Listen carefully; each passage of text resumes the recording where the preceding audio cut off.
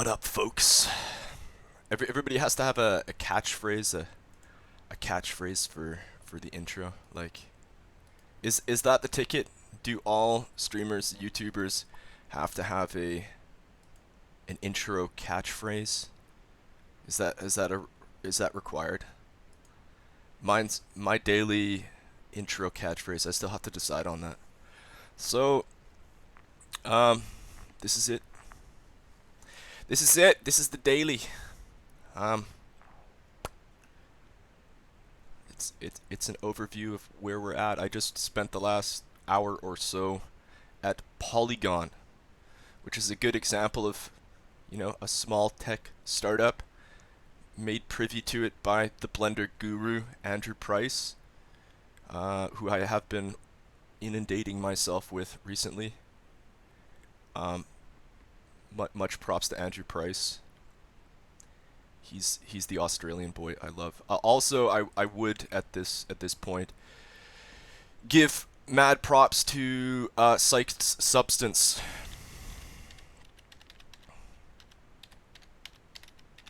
who's doing very, very well. I bumped into him on the seawall, close to, or on my walk close to where I live, a couple different times. Adam he's a super friendly guy, and I give him mad props. I'm working on this, which is a conceptual design that I'm working through. So there's a lot of different aspects to bringing a model. Like, I'm gonna attempt to bring this to a certain level of photorealism, which I've never done before. I've never pursued like photorealism in a modeling, and it's caused me to reflect upon the value of free open source software. So as a general thought on the tech sector, which I had mentioned before, as we look at like the status of free open source software in comparison to expensive software. I mean, and especially through the lens of design and design suites and stuff like that. I mean, when looking at an application like Blender, what it's capable of. This is a free open source piece of software. Anybody who has a computer with enough processing power and enough power to actually run this application effectively, which are most desktop computers these days, a lot of laptop computers. And the thing that I've noticed in comparing how Blender loads to a lot of other applications, like the load time is nil, which means that whoever programmed this programmed it in such a way that the application runs very, very well. In comparison to a lot of very expensive pieces of software, where perhaps for purposes of security, but like I remember opening up Autodesk Revit architecture, it takes in some cases minutes for the application to load properly. So this is a major, and I would like to hear from anybody who has knowledge or an opinion on this. But in comparing free open source software, I think it's the revolution to paid software. I just think personally, I'm trying to implement free open source stuff at every opportunity, and there should be a free open source solution to almost every single thing that you would want to do on a computer. I've never run a Linux system. This is a Windows 10 system. I've never run a Linux system before, and I've got a Mac, and I didn't have a Mac for the longest time, and I was running the Apple ecosystem. So I had an iPad Pro, I have an iPad Pro, I have an iPhone 11 Pro, I have a MacBook Pro, and for the longest time I didn't have a Mac system. And just because of the ecosystem, I decided to opt for a MacBook. And I've had PC laptops. Recently I purchased a PC laptop just to compare it. I went like low end. I think it was like an Asus, and I do like what I get in the mobile ecosystem of Apple. So how I think I'm going to operate for the remainder is running all of my mobile devices, my laptop, my iPad, my phone, through Apple, and then running a desktop PC with Windows 10. And then if I were to take on board any additional hardware, it would be Windows hardware. But I think running the MacBook and the iPad, there are certain advantages, but Apple is a lot of hype. And anybody who thinks there's an advantage of Apple over PC, there isn't. Like, PC does certain things well, and Apple facilitates certain things well, but there's no better. I mean, there is absolutely no better. And I've never run a Linux system. So if I were to go Linux, I think that would be interesting. But I'm sure that if you spent enough time learning Linux, learning Ubuntu, and how to be able to operate, to be able to actually run all the applications that you would want on an Ubuntu system in alternative, I think that would be an interesting experiment. It's just something that technically I think require a little bit of effort, and I'm just not in the position to do that. But I do think there's a certain level of integrity to being able to facilitate technical ends like architectural design, sound design, anything like that, exclusively on free open source software. There's a heightened level of fulfillment and integrity that I get, and just props to all the developers that are helping to make it happen. And like, once again, like Apex Legends is a good example. I mean, Apex Legends, in my opinion, is the best game of all time. Origin, I have it on Origin here, but it's a free game. And then I compare my experience playing Apex Legends to playing Call of Duty, which cost me over $80, and I prefer Apex. I think it's a way better game. It's more fun, and yeah, you're paying $86 for Call of Duty. You get an Apex for free, but Call of Duty is a better game. I mean, Apex is a better game. So I just I think that's interesting, because so many people are so convinced that you get what you pay for. Not so. You get what you don't pay for. You know? That's the reality of it, in my opinion. So I was briefly looking at the crypto market, and it seems like everything's down. But there's a couple other things that I was going to touch on. Dread Pirate Roberts, the overlooked contributor to the rise of Bitcoin. Free Dread Pirate Roberts. Actually, I'm not so sure. So, depending upon what the actual factual reality is with regard to his violent involvement in violent crimes. So if he's doing murder for hire, you know, I can understand fully prosecuting people who are doing murder, violent crime, rape, stuff like that. But I'm kind of an anarchist libertarian, and I would say anything that's not murder, torture, rape,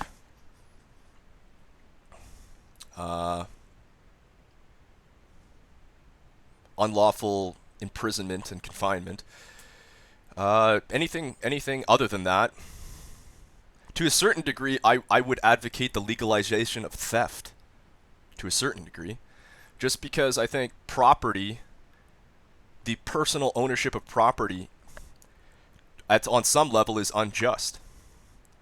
And there are a lot of people who have much, much more than they need. So, I don't know.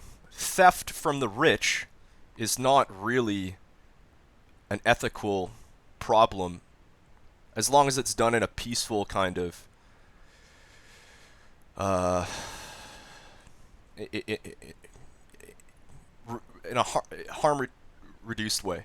I mean, you can steal from the rich, like if you're literally not able to afford to eat, I would say it should not be frowned upon for you to steal food from a corporation that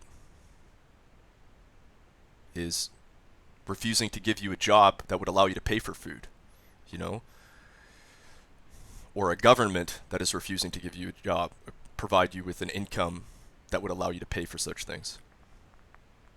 That's their job, is to make sure that that kind of thing isn't necessary. And if they're not willing to do their job, then do your job. But I think a lot of people don't see it that way. And I think that's the distinguishing factor, is that there are people, I mean, anyways, that's just my opinion. But Dread Pirate Roberts, I think he was prosecuted very harshly, and anybody who's not appreciative of his intelligence and perhaps what he could contribute to society, I mean, anybody who's was capable of doing what he did and was brave enough to kind of pursue such ends, could potentially contribute a lot of good to society. So he's currently serving life. Free Dread Pirate Roberts. Or I would have to look I don't know. Ross Ulbricht. This kid.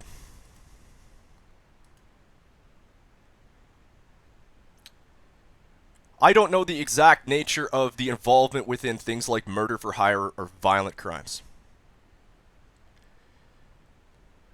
But even so, double life imprisonment plus 40 years without possibility of parole as of 2015. Oh, he's got a good organization going. Here's the Free Ross organization. So any lawyers who tend toward the anarchist libertarian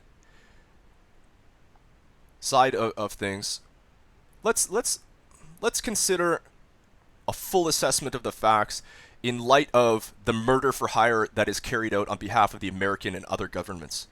Because there are murders that are perpetuated by our governments, and anybody who says that Ross Ulbricht is the definitive Satan, I suggest they acknowledge the evils of the government, the evils that our governments perpetuate against others in the name of capitalism. Fact. This kid. Maybe we'll touch on Dread Pirate Roberts again at some point. But there's this guy. This is his YouTube channel. He's an independent music producer. He's a SoundCloud kid. And I just wanted to give him props, because he's done a lot of good production work, and he's got way more subs than me. He's got 2.39 thousand subs. He developed the MIDI ball, which is like a MIDI interface, this thing.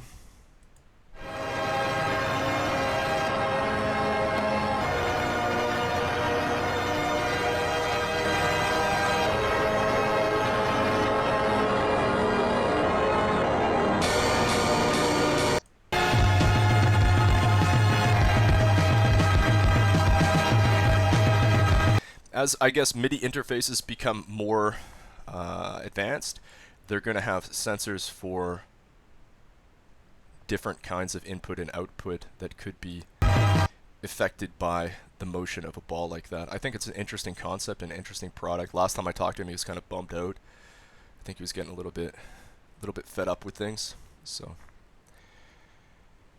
Swift UI Apple developer documentation. Instead of looking at YouTube, I'm gonna go back to the source. I'm very interested in Swift UI.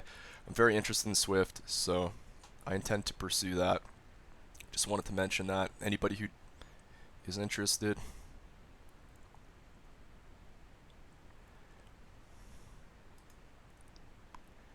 And look at the daily market. The changes, the fluctuations in things. Enzyme is up 22%. Could have bagged a little coin on Enzyme.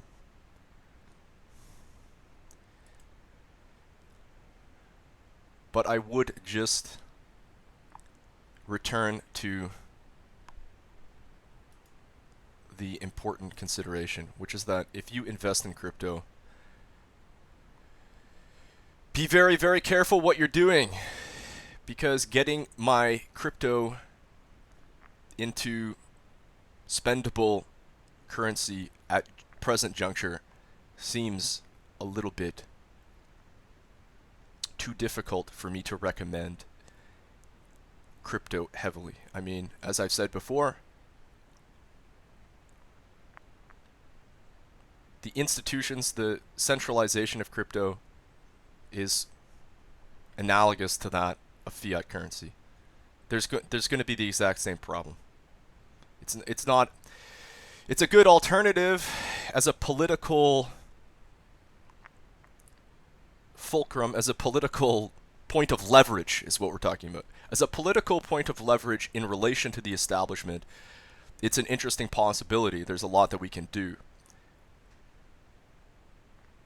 But human beings are inherently self-interested, and when they get put in positions of power, the ego seems to take precedent. So let's just look into this. Let's read the top stories. Miami tries to lure China's Bitcoin miners. Will they bite? Bitcoin miners explain to Decrypt how the prospect of relocating to Miami could be compelling. In brief, Chinese Bitcoin miners are looking for a new home as the government crackdown heats up. Miami's mayor hopes to woo them into his Bitcoin city, but is not in power forever. Miami's nuclear power is enticing, but the electricity cost isn't competitive, say miners. Chinese Bitcoin miners account for 65% of the network's hash rate. But as their government pulls the plug on much of their industry, Chinese mining farms may have to move abroad to stay afloat. Come to Miami, says Mayor Francis Suarez, who welcomed the persecuted Chinese miners to the Magic City in an interview with CNBC published on June 17. To miners tired of dragging computers up Chile's Xinjiang mountains or across humid hydroelectric dams in Sichuan, always threatened by a government crackdown, Suarez promises near-limitless supplies of cheap nuclear energy and a stable home. The fact that we have nuclear power means that it's very inexpensive power, Suarez told CNBC this week. We understand how important this is. Miners want to get to a certain kilowatt price per hour. And so we're working with them on that. Help shape the electricity per kilowatt hour costs 10.7 cents in Miami, lower than the national average of 13.3 cents. The US government thinks that nuclear energy is the most reliable energy source by a large margin, as well as one of the most environmentally friendly. And Suarez has heavily advertised Miami as Bitcoin City. He uploaded the Bitcoin white paper to his city's website, and a county commissioner dangled a campus dedicated to Bitcoin before an audience at a major Bitcoin conference earlier this month. Suarez's pitch hasn't convinced Chinese Bitcoin miners just yet. Max Hu, of Chinese Bitcoin mining company Power 360, told Decrypt that Miami's electricity price is quite uncompetitive.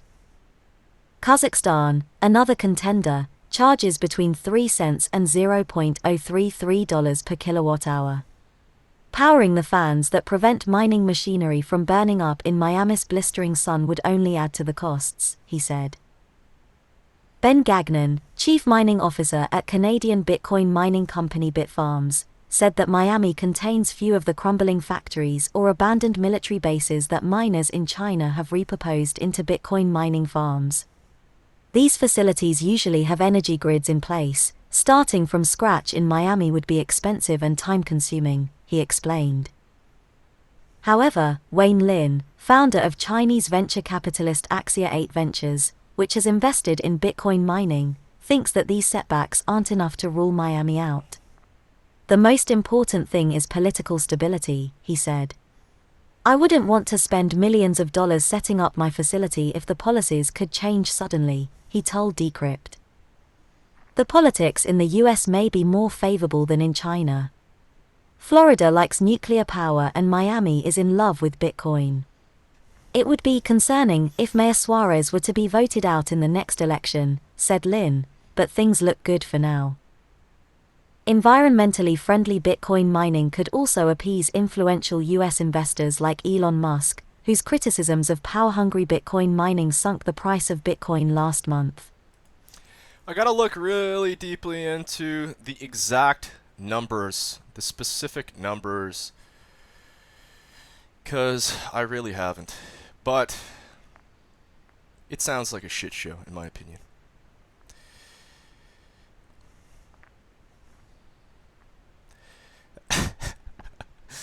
Uh, all for the sake of cryptography, data encryption, and security on stuff that's ultimate value is very arguable.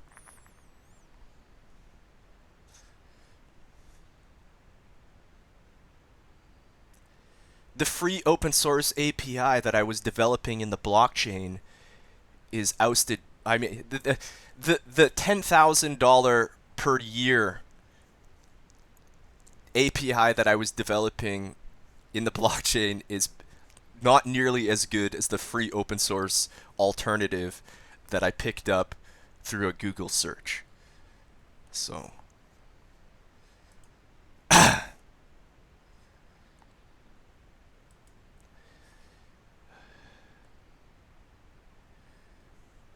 $0.10 worth of Dogecoin to the first 10 people to hit me up with the secret password, which is